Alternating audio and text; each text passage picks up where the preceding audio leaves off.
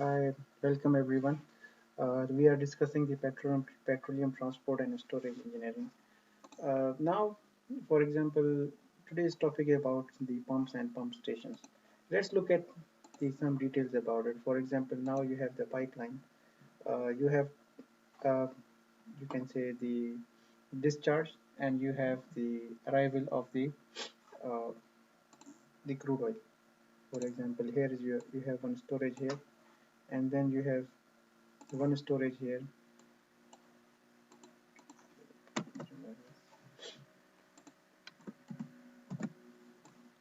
Here, for example.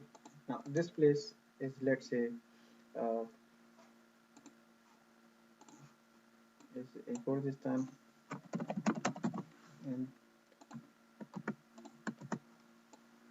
this place, let's say, is Turkey. So now, how you are going to transport from here to here? As I said, we are discussing various options, but one of the major options that we have is the pipeline. So what we will do, we'll put the pipeline from here and to here. Now, this is the very simplest form we are talking about. Now, this pipeline from Kurdistan to Turkey, well, how the fluid will flow if there is no force for the fluid to flow. So pressure is the driving force. And how we can maintain this pressure, what we do here, we put this with pumping stations in the middle. And we put we put here the pump stations, pumps.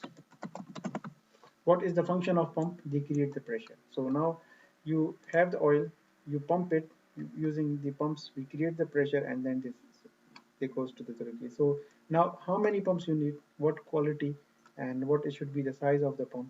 It all depends on the length of the pipeline and the oil you are transporting and the API gravity and so many properties that we discussed before. So for example, here I put one pump, maybe it needs four pumps, five pumps. So what we do, we have simulation software pipes in, and we check in that one, we trial and we that which how many pumps can maintain the pressure inside the pipeline. So we that's the main idea behind it. Now let's look at what is the pumps and what types of pumps we have and what we can do with the pumps. For example, the main objective, as I said, the main objective of the pipeline operation is to transport the liquid products from producers to the customers.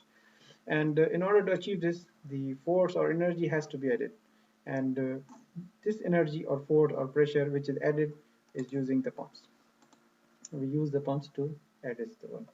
So what is pump actually? How you can define the pump? Pump actually you can define that which is it's a device which converts the energy held by mechanical energy into the fluid. So it's a device which converts the energy from mechanical energy into the fluid. So what it do, this pump do, it flows from the region from low pressure to the high pressures, flow from one place to another place and can give it a faster rate. In simple term, pump is the device that can give pressure to the fluid to flow in simplest form of. So we have two main kinds of pumps. One is the centrifugal type of pump, and another is the rotary or reciprocating type of pump. So usually we have centrifugal and we have positive displacement. These two types of pumps we have in them. So first of all, for example, as I said, the pump transforms the energy from the pressure to increase pressure of a liquid and is extensively used in the pipeline. And centrifugal pump add kinetic energy to the liquid. So first we will look at the centrifugal energy. Actually, it gives it a velocity. It rotates in a round shape, and once it rotates, and it gives energy velocity to the fluid and start flowing. The other one, the positive displacement one, is by reducing the volume, you increase the pressure. And what we do, we like piston-like movement. We press it, we reduce the volume, and because of the reduction of volume, the pressure increase and go on and so on. Now, for example, here you have the suction system inlet. This is the outlet, and here we put the pump. What we have doing here, we have to put the pump in order to increase the pressure of the fluid so that it can flow from one point to another point.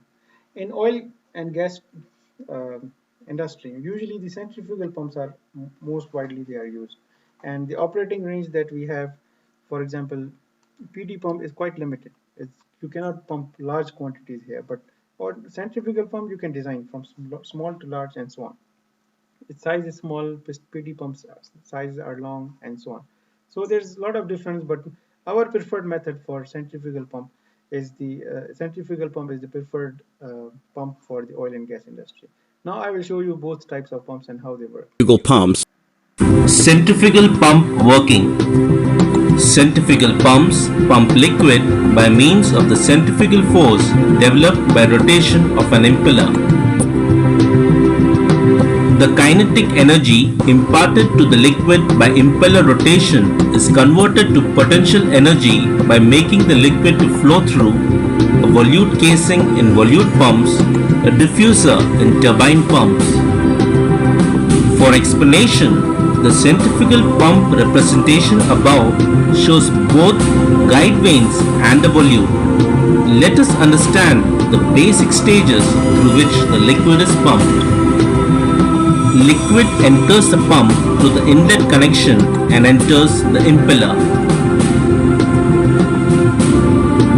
The impeller rotates and imparts energy to the liquid and delivers it at a higher velocity to the diffuser. The vanes of the diffuser are tangential to the impeller. In the diffuser, the velocity energy is converted to pressure energy. The volute completely surrounds the diffuser and serves to collect the liquid and to recover additional velocity energy. The liquid is then expelled through the discharge. Having understood the basic principle, let us view the flow of liquid through the 3D model of 1. A volute pump, 2. A turbine pump. Volute pump. Shown aside is a model representation of a typical volute type centrifugal pump. The casing has been split open to view the internals. Depiction shows liquid entering the pump at the impeller eye. As seen, the rotating impeller vanes impart kinetic energy to the liquid. This kinetic energy is converted to pressure energy as the liquid is directed along the volute to the discharge. Turbine pump. A model representation of the impeller, diffuser and the casing of a typical turbine pump is shown. As seen, the casing is not of the volute type. Let us observe the across each stage of pumping, the kinetic energy imparted to the liquid by the impeller is converted to potential And pump stations that we are talking about.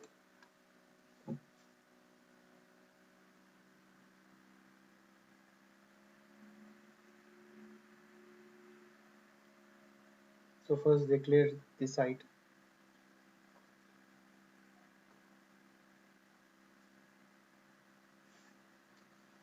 Here the pipeline is going.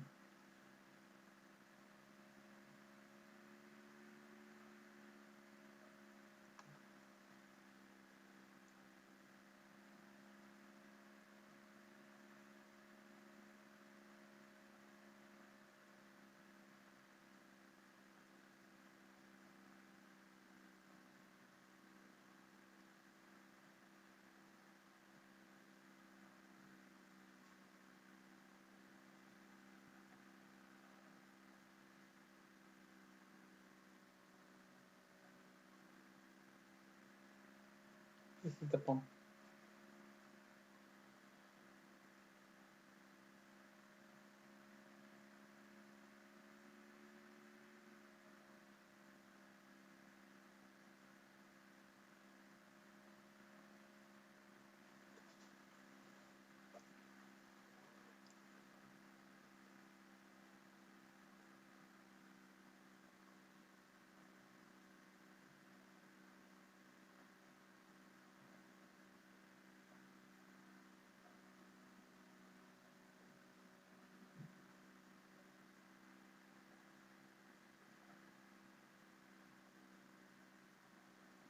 So in order to increase the pressure, now the oil which is flowing from this pipeline will come till here, then they will remove this one, and then put the pipes here.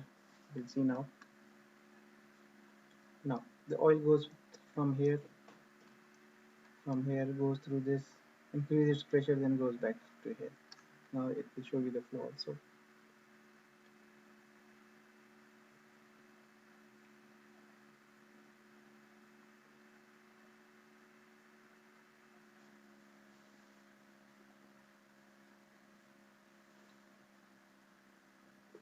These are the fences.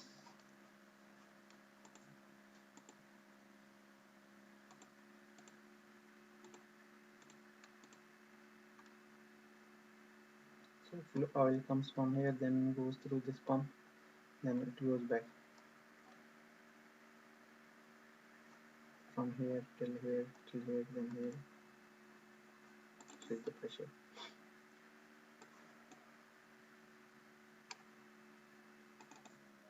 Transportation of crude and petroleum products via pipelines and marine vessels is an integral part of the oil industry.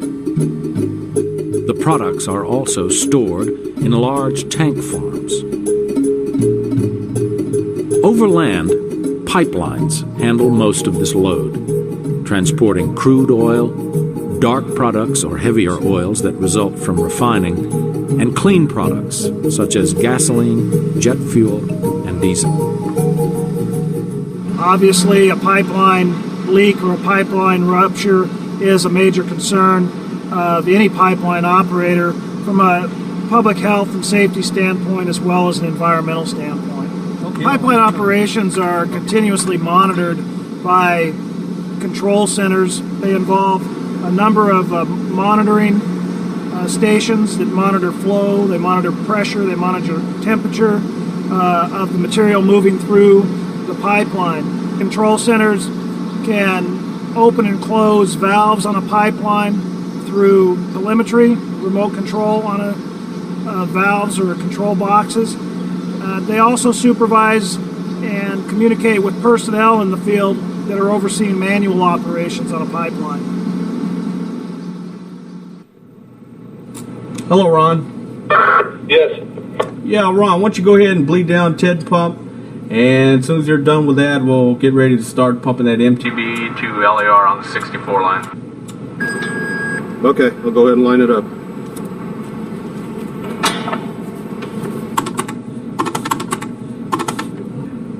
Okay, dispatcher's starting pump 65. Do you have a gauge on 206 already, Dero? Okay, we're going to run that for about 2 to 3 hours. Okay, copy that.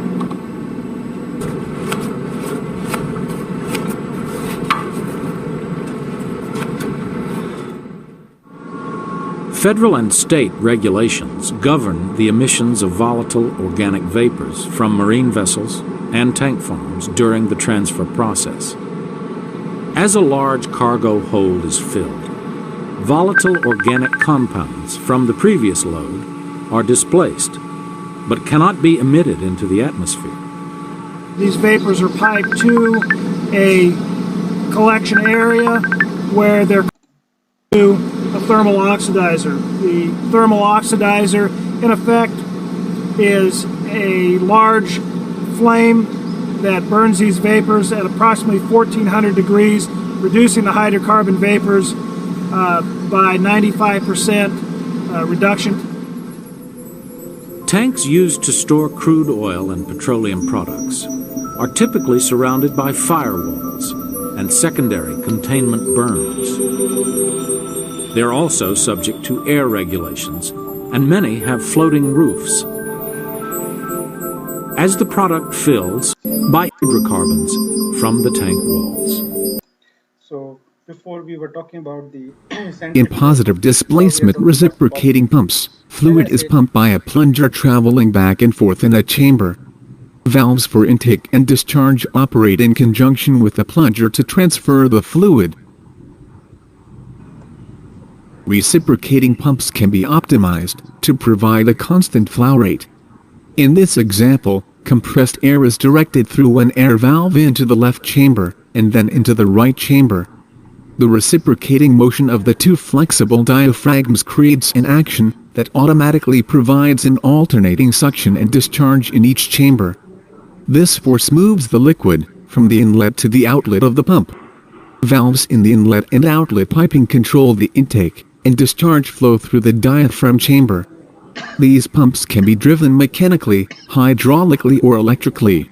So these are the some animations and videos for uh, the centrifugal and positive displacement pump.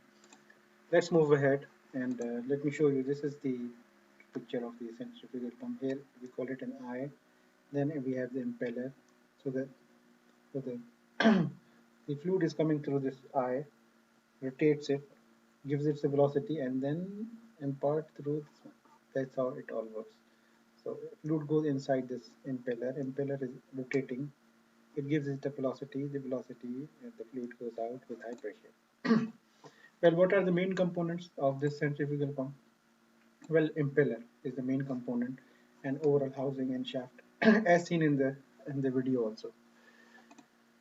Let me show you this one. And now this is the positive displacement pump. Positive displacement, as I say, it plays with the volume. It reduces the volume and increases the pressure. So what is the difference between both of them? Well, the centrifugal pump works imparts the velocity energy to the fluid. It gives it a velocity energy. But in this case, it reduces the fixed volume, increase its pressure, and it works like this one. That's the main difference between both. This is the construction of centrifugal pump. You can see this is the impeller which rotates, as I showed you in the video also. These are the types of impeller designs. You can see we have an axial flow here going on, and here is the radial flow. These are the most common type of uh, centrifugal pumps that we have. Now, when we talk, yeah, so every pump when you buy or when you install, it comes with the family curve. Family curve actually tells us the performance of that pump that we are trying to buy and use it. So in this next slide, we are going to discuss if you buy a pump for your company and how you are going to read that pump and how you are going to look at its performance. So first of all, let's look at this is the sample pump family curve of a sample pump we have. Number one, look at this one. Here it just gives the which model it is. Like you have iPhone, you have Samsung. So this is the model it is describing, and these are the drawings who made and the numbers and so on. These are the basic information and about the size also. Then the second thing you can see here, in this x-axis is the flow rate. What flow you have here, and why is the head? Head is the distance that the fluid has to travel, which is 0 to 240 feet in this case. So it is for the small distance, maximum 240 feet, or you can say from 80 to 180 or 200 feet. So now in this case we selected, let's say we want to transport 300 gallons per minute, which is here we selected drill here, and then we and the distance it has to transport is 100 feet. So we meet this point. This is the point we get here. Let me write the point for you. Here is the point exactly. Now once you have the point, you have to make the line like this one. Sorry, my hand is not that straight, so you make the line like this one. So now first thing you need to identify is the impeller size, as I showed you in the previous slide, the impeller size. So these lines you can see, this 9 inch, 10 inch, 11 inch, 12 inch, and 13. These lines are for the impeller size. So impeller in this case 10.5 inch of impeller is needed. Then the second pump is the the horsepower, which energy, how much energy it needs. So we have 10 HP, we have 15 HP, and we have 20 HP. Our line is between 10 to 15 HP, so around 12 to 13 horsepower of energy is needed to send the 300 gallons per minute to 100 feet. Then the third thing that we can find out the net suction head. What should be the maximum distance from the suction? So from here maximum 5 feet. As you can see here 5 to 5.5 feet. If the suction is storage is far from the pump, then it will cavitate and create a problem. So we have to find out that how much what's the suction. So this 5 here. So this line 2 3 2 3 5 7 9 11, this one. On the other side, then after that we have the minimum flow rate. What is the minimum flow rate? And so here is it. Minimum flow rate is this line. This line that you see is the minimum flow rate. So when we go down with this line and is around 30 gallons per minute, it should be the minimum flow rate from the suction side. If it is lower than that, then it can create a problem. Then finally we have the efficiency, 36, 48, 57. In this case, the efficiency of the pump is around 65%. Between 60, 64%, you can say the efficiency of the system. So when you read the family curve tells us like, look, how much impeller size is needed, what is the minimum suction pressure should be, minimum suction distance should be, what should be the horsepower energy requirement for this pump, and so on. So these are the basic things, and when you buy the pump, run the pump, you have to read them. The same things are mentioned here, the flow head and bullet rim, and discussing about this minimum flow rate and this minimum suction distance and efficiency and so on. So head, what is head? As I said, is expressed in units of height such as meters of feet. Is the maximum height pressure it can deliver. So it's a maximum height or distance that it can deliver to the pump. So these are, for example, heads here. So this was the basic introduction to the pumps, types of pumps, and use in the pumps. Now I will show you some video. For the electronics, right? Yep, and then to the right of it, yep, the right of it is actually the switch, electrical service building, ESB building. Inside of there is the communications, the computers, and everything that actually run the facility. Coming around here, you see what we call our suction and discharge valves, mainline block valves there. So that's actually the pipeline. It comes above grade. Just for that short area right there, you can see the horns going back down into the ground. Right. It comes above grade for that to come into the station, and then she goes back down underground. So that's actually where it comes in, right there. Yep. And then how does it go back in? So there's, if you can see, there's actually two pipes going in there. So on the one side, the oil would come in, go through these pumps. Okay. And then it loops back out. Oh, then it loops back out. Right here, and goes back, and then onto the pipeline right there. Oh, it loops all the way back here. Yep. So it goes through each one of these pumps. Oh yeah, that each one of these pumps pumps it up, pumps it up, pumps it up, pumps it up, and then it goes back into the pipeline at a higher velocity and continues down. Okay. So you basically have one inlet, one outlet. Yep. Exactly. And then, but you have 4 pumps. Yep. So. Yep. These are all connected together in Take series. a video of that. Oh yeah, this is their own series here. It's the 4 different pumps. Yep. Oh. 40, and is that 42 inch? This is 36-inch pipe. Okay. So whenever we come into a station, you go to a little bit smaller diameter pipe than your mainline pipe. Okay. A little bit, and it also goes to a little bit thicker wall because you're seeing a little higher pressures inside here. But we saw that at the Line 6 station also, where you get inside, it's smaller than the 34-inch mainline. Okay. Now you were.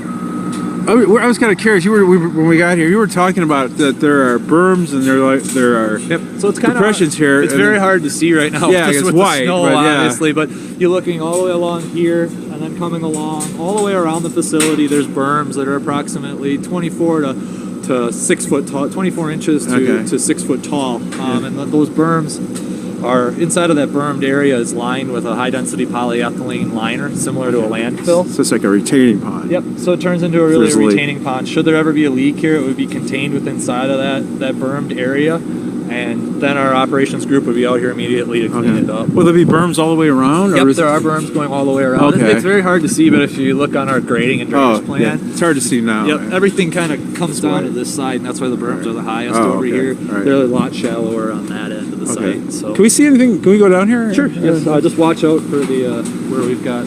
I got my steel toe shoes on here. Yeah. Steel toes don't protect you from a fall. No, that's right. Right. So wow. And it takes what, 6,000 volts to run one of these, right? No, there's 6,000 horsepower. 6,000 horsepower. Yeah. So each one of these motors, when installed, will be 6,000 horsepower. 6,000 horsepower. And what we saw earlier was 4,000. Those Line 6 is 2,500, I believe. Oh, yep. So these are 6,000 horsepower. So these are double the size. Well, this is just a pump here, but this you don't actually have the motor yet. No, the motors are in crates right now. We have to keep them warm until we get them all actually powered up. So you get to. Yep. So they must be working on one right now. Yeah. So actually, what they're working on here is the pumps actually get epoxy grouted to the bases down to the concrete because it's all concrete going down. So these bases here get connected via epoxy grout. We have to do that in a warm. And these are like the individual regulators. These things right here. We saw in the other ones. These are valves. So what these would be for is if we ever needed to take a pump out of service to work on it or so, you could close this valve and that valve, and you'd isolate this pump from the main line. This would be the fourth pump. Fourth pump. It's actually on the main pipeline right there. In normal operation of this pumping facility, that would be closed to force oil through the facility, so it goes through the pumps. In the middle, yep, you're talking. Yeah. Right there. And then these two valves on either side are suction on that side, and then discharge on that side. So I see he has those some, would be open. Yes, he has some valves out there too. Yep. We can control it. Yep. And then you've got right here would be a check valve right here. This essentially is a big flapper door valve to prevent any backflow, so that you always keep the flow going in the right direction. So, tell me, like, as far as a station like this, is this state of the art? Would you say, or I would pretty much, definitely say that industry standard. This is above industry standard and state of the art. Okay. What makes it state of the art? I mean, above. What? Our VFDs, the variable frequency drives. So what I was talking about are variable frequency Over drives, here. where we can control the motors from just being on. We can ramp them up, ramp them down, or run up 2 years over the border. Okay. It's recycled North American steel. Yep. And Bridge is a Canadian company. Well, but there's a lot of opportunity for back and forth trade. Yeah, right. I'm just kidding. US Actually, and Canada. the castings here for our motors were done in the U.S. Okay. Or for our pumps here, those were done out in Washington. So those castings are U.S. Base plate steel was U.S. The main piping was overseas, was Canada, like I said. Okay. Obviously, all of your structural steel that comes all out of central Wisconsin is where it's all fabricated. Oh, really? So your steel is The constructional steel came out of central Wisconsin? What? It's fabricated in central Wisconsin. It's fabricated. It comes out of Gary and out of the steel mills down in Chicago. So the one that would take the transmission line. Pumps and pumping stations and their details.